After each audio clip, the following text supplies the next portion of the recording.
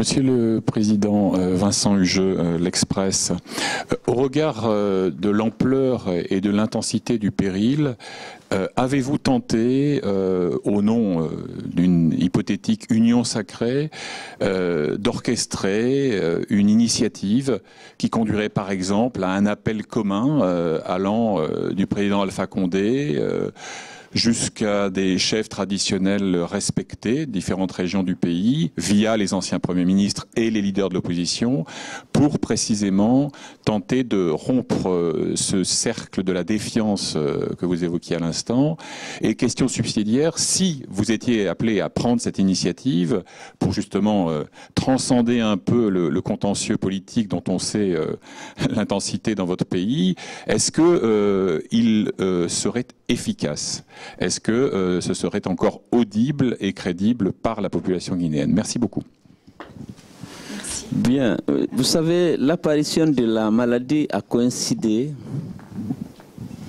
à une demande réitérée de l'opposition d'ouvrir le dialogue. On nous avait opposé un refus catégorique. Parce qu'en Guinée, l'opposition a 3 recours. C'est le dialogue, la pression de la communauté internationale ou la rue. La rue nous coûte énormément cher. Je vous ai parlé de 57 jeunes abattus par les forces de l'ordre à bout portant.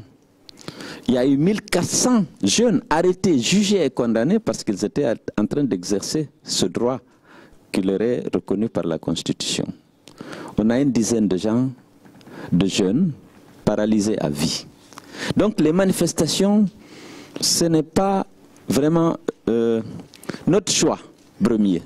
Nous avons demandé le dialogue, écrit 2 fois au Premier ministre, retrouvons-nous pour faire le point sur les accords. Ce qui a été fait, ce qui n'a pas été fait, ce qui n'a pas été fait, pourquoi ça peut, et quand est-ce qu'on pourrait le faire, dans quelles conditions, avec quel opérateur, avec quelle modalité. Non, pas de dialogue.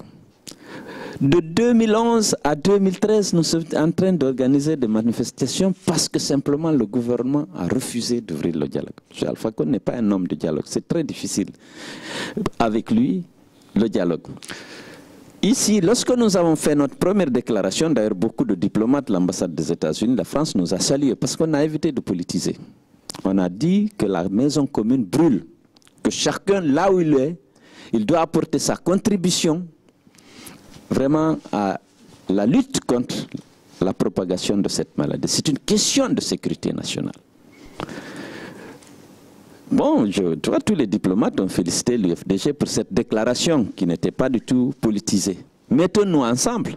Mais du côté du gouvernement, la porte est toujours fermée. Pour ce que l'opposition, on a voulu nous présenter comme des gens qui voulaient ternir l'image du pays pour empêcher M. Alpha Condé d'avoir un bilan parce qu'on disait que Ebola est vrai. C'est une réalité qu'il est là. C'est une menace sérieuse à la vie de nos compatriotes. C'est sûr que si on le fait, moi j'étais à l'Abbé dans ma région, alors on était à la mosquée, j'ai pris la parole. J'ai demandé à ce que les gens évitent de se serrer la main pendant cette phase. Ça va être passager. J'ai demandé à l'imam, vraiment partout où il doit prendre la parole, d'indiquer aux gens que Ebola est une réalité et qu'il n'y a pas de médicaments.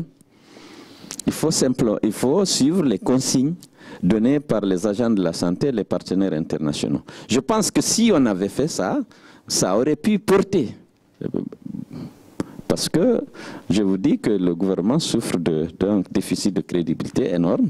Et lorsque les gens de l'opposition en ont parlé, moi j'ai eu quelqu'un qui est venu me dire, et là, nous c'est lorsqu'on vous a entendu parler de ça qu'on a cru, parce que la RTG, on ne croit pas à ce qu'elle dit.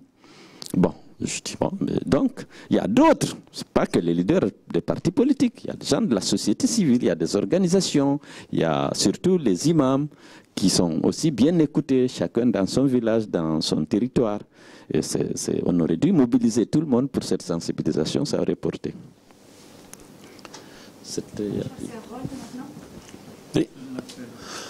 Harold Iman de BFM TV. J'ai 2 questions ici. Oui. Premièrement, bon, l'origine d'Ebola en Guinée, est-ce que vous avez une idée?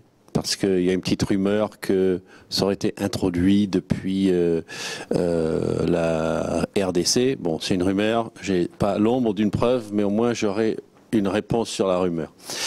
Et deuxièmement, comment expliquer qu'après toutes ces années, tant de richesses qui dorment n'ont pas pu susciter une réaction organisée des entreprises privées ou de la communauté internationale pour débloquer une situation? C'est très rare d'avoir autant de richesses minières qui dorment sous le nez de tant de personnes intéressées. Voilà. Bon, il y a eu beaucoup de rumeurs hein, dans la vie. Les gens les proches du pouvoir disaient même que c'est BSGR qui a amené ça, qui a importé ça de la RDC, ou d'autres, bon, beaucoup de rumeurs qui, je considère, qui sont sans fondement. Hein, voilà. Bon, pour ça, par rapport à ces rumeurs-là, je n'ai pas vraiment de commentaires à faire. Je considère que c'était des rumeurs. Et voilà. Maintenant, la pauvreté de la Guinée, malgré l'existence de son potentiel énorme, bon, ce n'est un secret pour personne. On disait 2/3 des réserves mondiales de bauxite. Bon, les gens, aujourd'hui, c'est la moitié. En fait, c'est beaucoup plus. La moitié des réserves mondiales prouvées de bauxite sont en Guinée, dans une zone dans laquelle il y a le Concouré, qui recèle 2000 mégawatts d'hydroélectricité. Le schéma au temps colonial, c'était l'industrialisation de l'Afrique de l'Ouest par la Guinée. Il y a le potentiel hydroélectrique, il y a la bauxite, dont la transformation en alumine et en alumine requiert beaucoup d'électricité, mais l'électricité était sur place. Je ne veux pas parler du potentiel agricole. Les minerais, les mines de fer du Simandou et du Nemba, dans les années 70, étaient en compétition avec le Brésil. Finalement, compte tenu des risques de nature politique qui existaient sous la révolution en Guinée, on s'est dirigé vers le Brésil. Aujourd'hui, avec la demande asiatique et l'épuisement de ces minerais, bon, aujourd'hui, il y a là une forte demande qui est tournée vers la Guinée. Je pense que s'il n'y avait pas eu cette velléité de récupérer, de nationaliser, je pense qu'on aurait déjà commencé à exporter le fer du Simandou. Parce que l'accord de base a été signé avec Rio Tinto en 2002. Bon, il y a eu beaucoup de... C'est vrai qu'il avait l'ambition d'avoir toute la montagne, les 4 blocs. Le code minier indiquait que lorsque vous avez un permis d'exploration, vous faites l'exploration, vous mettez en évidence l'existence de mines, vous prenez la moitié et vous laissez à l'État guinéen la moitié qui peut être octroyée à une autre compagnie. Rio Tinto a fait l'exploration, je crois qu'il a eu le permis en 1979, et puis en 2001, il a prouvé l'existence de ce minerai qui était économiquement exploitable. L'accord de base a été signé en 2002. Bon, il a été contesté plus tard pour plusieurs raisons, parce qu'on disait que Rio Tinto ne veut pas investir tout de suite, mais il veut faire sa même mise sur le minerai, parce que c'est le plus riche au monde, et tout ça. Il y avait le problème des infrastructures, parce que c'est à 650 km du port de Conakry.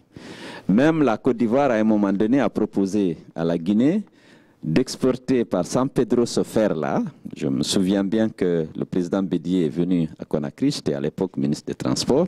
C'était le problème parce que du côté ivoirien, le Simandou est presque à la frontière. Du côté ivoirien, il y a du minerai de fer d'une teneur plus faible, dont l'exploitation ne peut pas être très rentable parce que ça exige la construction d'un chemin de fer. Et tous ces coûts-là, si maintenant on s'associait pour exploiter ensemble, ça allait rentabiliser et justifier la construction d'un chemin de fer entre San Pedro et le port et la mine sur le Simandou, et aussi bien du côté guinéen que du côté ivoirien. Donc, je pense que le climat des affaires, l'absence de politique publique claire et l'existence vraiment d'un cadre juridique et réglementaire clair et la confiance la confiance des investisseurs, c'est des choses qui ont manqué parce qu'il y a eu la révolution pendant longtemps. Il y a eu la taxe spéciale que Sékou Touré même avait imposée à partir de 1975 en violation flagrante des dispositions de la convention de CBG-Alcoa. Et après, ils sont allés en arbitrage. C'est en 1983 que la Guinée a été condamnée de renoncer à ça. Parce que, de façon révolutionnaire, on avait décidé d'imposer une taxe spéciale à CBG, à la compagnie des bauxites de Guinée qui réunissait Alcoa, Alcan pour l'exploitation de la mine de Sangaredi. CBG exporte environ 15 millions de tonnes de bauxite actuellement. À l'époque, la capacité était de 13 500 000 tonnes.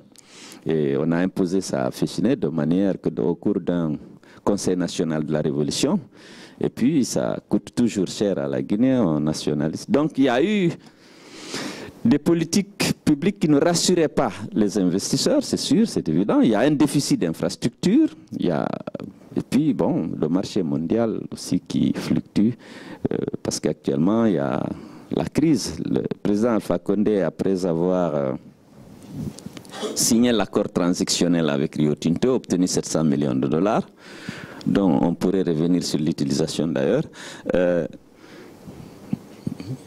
voulait ces derniers temps que Rio Tinto investisse avant l'élection présidentielle de 2015. Il a tout cédé. Rio Tinto a dit non, on ne peut pas pour 2015. Il faudra attendre vraiment 2018 si le marché se redresse, parce que la demande mondiale a beaucoup baissé suite à la crise. Et aujourd'hui, ils avaient ouvert une autre mine en Australie. Ce n'est pas élastique à l'infini, hein, ça demande, il faut tenir compte de la demande. Donc, voilà. Roger Bongos, Agence africaine d'information, Afrique Rédaction.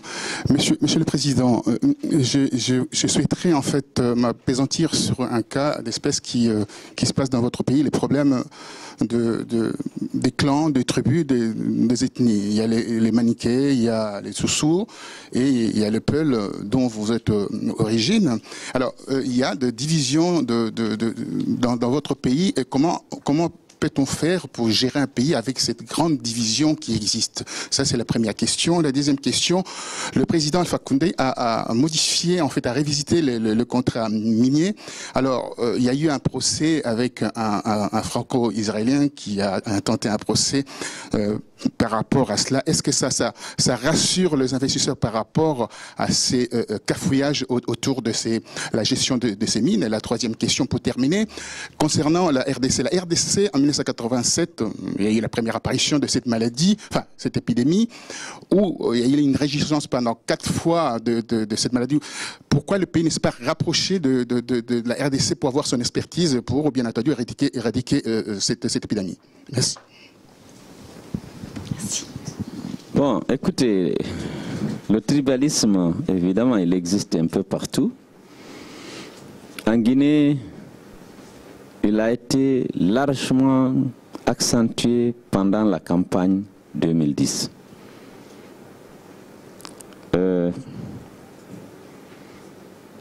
La campagne pour le deuxième tour a eu lieu autour de la tribu. Il faut le dire. On avait pensé que c'était lié au handicap qui était celui de M. Alpha Condé. Il a 18%, il doit aller au deuxième tour contre quelqu'un qui a 44% et qui a le soutien du troisième candidat. C'était pas facile, il était âgé, il a fait 40 ans de politique ou d'agitation politique. On a mené la campagne contre l'ethnie du candidat et non contre le candidat lui-même. Ça, on a essayé, il y a 4 régions naturelles en Guinée. Pratiquement, il y a 4 groupes ethniques. L'objectif, c'était de rassembler les 3 autres contre le candidat de l'autre ethnie. Mais c'était la première fois que publiquement on faisait un discours sur cette base. Avant, ce n'était pas décent et puis ce n'est pas légal parce que les lois de la République punissent sévèrement ce genre de comportement. Mais pour une fois, on l'a fait publiquement. ferez écouter des discours, vous ne pouvez pas dire qu'on peut tenir des discours publics comme ça. Il y avait toujours les préjugés, on en parle dans les salons, on en parle en privé, dans les familles. Mais publiquement, en meeting, c'était la première fois. Ça a marqué les Guinéens. Mais après, une fois au pouvoir encore, malheureusement, on a constaté que ça a continué. La stigmatisation, l'exclusion, maintenant pas vis-à-vis d'une seule ethnie. Parce qu'il y a le repli communautaire dans la politique. Même s'il le justifie, disant non, je ne peux mettre au pouvoir que ceux qui ont lutté avec moi. Mais souvent, il se trouve que la majorité de vos militants viennent de votre ethnie. Ce qui était nouveau, c'était vraiment d'en parler ouvertement. Parce que M. Alpha Condé a dit une fois, en 93 déjà, il dit tous les Malinqués qui voteraient pour Conté sont des bâtards. Parce que Conté était sous-sous. Publiquement. Lui, il a contribué vraiment à exacerber ces contradictions de nature ethnique. Il a parlé de mafia Peul, de ceci et cela. Sinon, pour le reste des leaders avant, c'était pas décent d'en parler, même si les gens le ressentaient, même s'il y avait des préjugés forts, parfois. Mais en parler, c'était vraiment pas décent et c'était pas possible. Comment lutter contre ça? Moi, je pense qu'il faut travailler pour instaurer l'état de droit, la République des citoyens. Je pense que c'est pas facile, mais c'est dans cette direction, l'état de droit. Veiller à ce que les choses se passent dans le respect des règles, des critères objectifs de mérite, de compétence, mais ne pas choisir sur la base de l'appartenance, décider sur la base de l'appartenance politique ou ethnique. C'est une volonté politique qui doit se manifester par des actes concrets, parce que les gens sont vigilants. Vous savez, en Afrique, et d'ailleurs un peu partout, les gens font attention, ils veulent savoir ce que le chef veut, et non ce qu'il dit ou ce qui est écrit.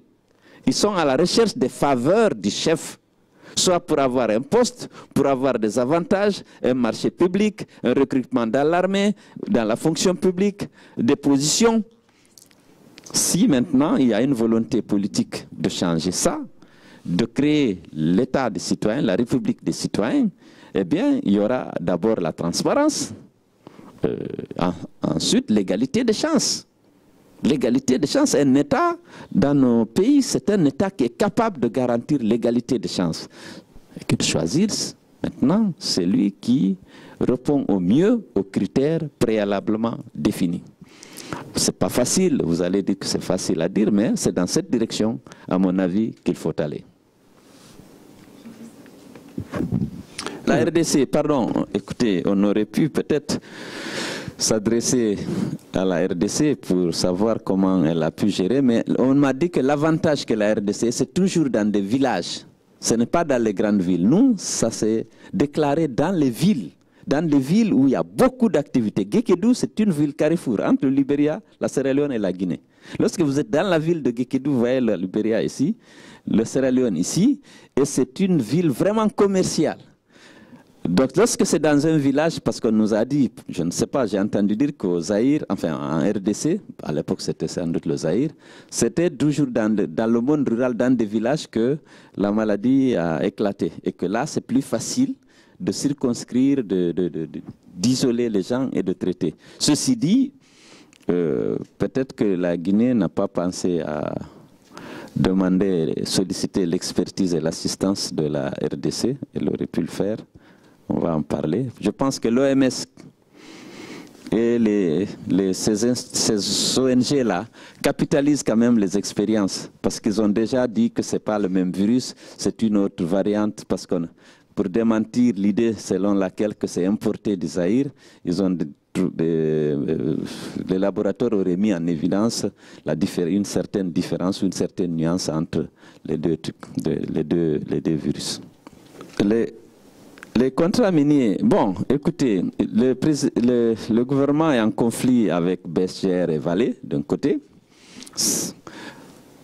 Il y a beaucoup de de motifs qui ont été donnés.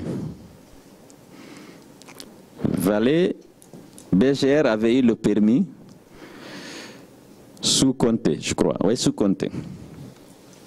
Après, il s'est associé avec Vale en vendant à Vale une partie du permis qui lui aurait procuré 2,5 milliards. C'est une plus-value forte. On disait qu'il n'avait payé que 150 millions de dollars pour avoir un droit dont il a vendu la moitié pour 2,5 milliards. Ça a l'air de ne pas être décent, mais c'est légal. Vous avez un droit, vous pouvez avoir une plus-value. Ce qui n'est pas légal, c'est la corruption, qui n'est pas, c'est pas décent, c'est pas légal. Est-ce que c'est en raison de la corruption ou de la plus-value? Mais le code minier guinéen, à l'époque, n'exige pas de l'investisseur l'achat du titre. C'est dans la négociation de la convention que l'État prévoit les revenus que l'investisseur doit lui verser au cours de l'exploitation. Vous n'achetez pas la mine. En fait, vous devez l'exploiter et dans l'exploitation, vous définissez un régime fiscal qui précise les redevances, les royalties que vous devez payer à l'État guinéen. Il n'y a pas d'achat de la mine. Dans le code minier de 1995, il n'y a pas d'achat, vous avez un permis d'exploration. Après, on vous donne un permis d'exploitation et vous négociez une convention avec l'État qui précise les conditions dans lesquelles vous allez exploiter la mine et surtout les revenus que vous devez verser à l'État et toutes les dispositions que vous devez prendre sur les aspects environnementaux et tout. C'est dans la convention. Il n'y a pas, vous n'achetez pas la mine. Rio Tinto n'a pas acheté, Vale n'a pas acheté, BHP Billiton n'a pas acheté. On n'achète pas. On vient, on décide d'exploiter. Lorsqu'on a le permis, on négocie la convention dans laquelle il y a un régime fiscal qui vous est appliqué. Le code minier prévoit, mais souvent la convention fait dérogation à certaines dispositions du régime fiscal parce que la convention est au-dessus du code minier. On doit s'inspirer du code minier, mais la convention était souvent une dérogation, malheureusement, du code minier. C'était comme ça que ça se passait. Donc je ne sais pas, les détails ils sont en arbitrage. Je pense que la justice sera rendue et voilà. Ce qui est déplorable, c'est qu'on aurait pu déjà avoir l'exploitation. On ne l'a pas. Bon, en attendant que les décisions de justice sortent et que tous les recours soient épuisés, on va attendre pour l'exploitation des deux blocs en question. Monsieur le Président, une question. Alors, ne craignez-vous pas qu'il y ait une modification de la Constitution avec tout ce qui se passe avec l'Afrique? 5 pays doivent modifier la Constitution. Et vous ne pensez pas que M. Condé peut avoir cette velléité de modifier la Constitution? Bon, écoutez, la Guinée a déjà procédé une fois à la modification de sa Constitution pour faire sauter justement la limitation des mandats. Après, on est revenu à la limitation de mandat. Je ne pense pas que les Guinéens acceptent de nouveau une modification de cette constitution. L'histoire de Bolloré qui récupère le contrat au niveau des ports sans qu'il y ait l'appel d'offres, quelle est la lumière pour vous par rapport à tout cela? Non, bon, c'est un problème de gouvernance, mais qui ne touche pas que cet aspect. Aujourd'hui, la quasi-totalité des marchés importants octroyés par le gouvernement de M. Alpha Condé, c'est des marchés de gré à gré, notamment dans les travaux publics, dans l'électricité. Vous n'êtes pas sans savoir qu'on a attribué un marché de près de 200 millions d'euros, un marché de gré-gré à une société brésilienne, Asperbras, pour installer 100 mégawatts depuis 2011, mais jusqu'à présent, l'entreprise n'a pas livré. Et donc il y a beaucoup d'autres contrats qui ont été signés dans les mêmes conditions. Vous parlez de croissance, pour terminer, vous parlez de croissance de 2,3%. Et en Afrique, on voit une croissance à 2 chiffres presque. En Angola, ça va arriver à 2 chiffres. En RDC, 8,3%. Mais au niveau de panier de la ménagère, on ne le voit pas. Mais pourquoi rabâcher sur cet aspect de choses? Je crois qu'il faut d'abord... il faut d'abord qu'il y ait la croissance, la création de richesses.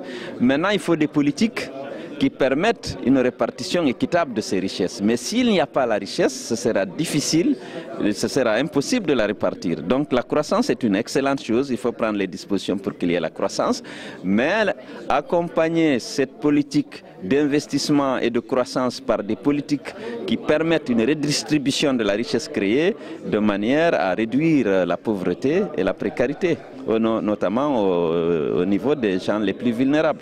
Alors, ce que les gens craignent aujourd'hui, pour terminer, ce que les gens craignent aujourd'hui, que le peuple prenne le pouvoir en Guinée pour tout capitaliser, pour tout confisquer en fait économiquement. Non, telle n'est pas la volonté d'un leader quelconque. Je pense que nous voulons bâtir un état de droit. Moi, mon ambition politique, si je me suis engagé en politique, c'est avec l'ambition de garantir l'égalité des citoyens devant la loi, de créer les conditions d'amélioration du bien-être de toute la population et d'assurer la sécurité de tous les fils du pays. La Guinée a un potentiel économique important, il faut le mettre en valeur et au profit de tout le monde, avec la participation de tout le monde. Je pense que c'est possible.